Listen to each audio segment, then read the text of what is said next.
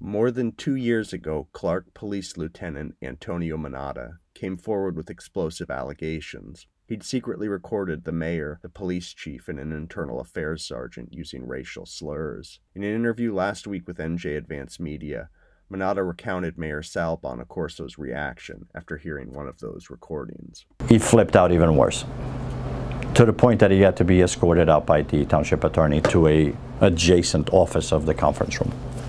He berated me to no end. Ungrateful, I gave you a job here, lack of loyalty, yada yada, and so on. I mean, like I said, even, I'm going to use the word attacked, but even like went at my attorney. Every time that my attorney tried to go, this is not proper behavior. And he goes, you know nothing about running Clark. Told him to be quiet. Mannata said that after he came forward, the township barred him from returning to work. Under a settlement that sought to keep the recordings a secret, Clark agreed to pay him and his attorney $400,000 and to keep him on the payroll for more than 2 years until he could retire. And the problem is this.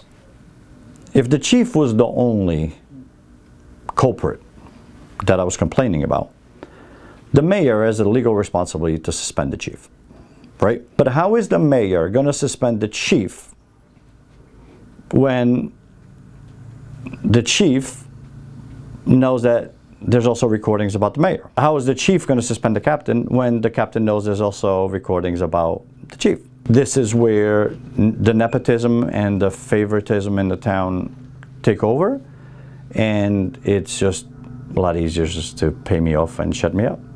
6 months after the settlement, the Union County Prosecutor's Office took over the department, citing credible allegations of misconduct. More than 20 months later, the 3 police officials that Mannata complained of remain suspended with pay, and he has been blocked from collecting his pension.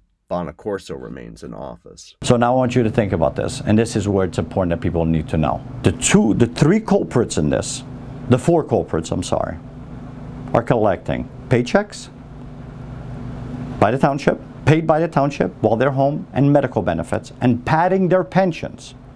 The victim and whistleblower was re-victimized, retaliated, right?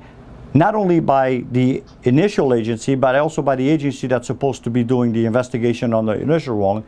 And I have a source of income, and I don't have medical benefits for me and my family.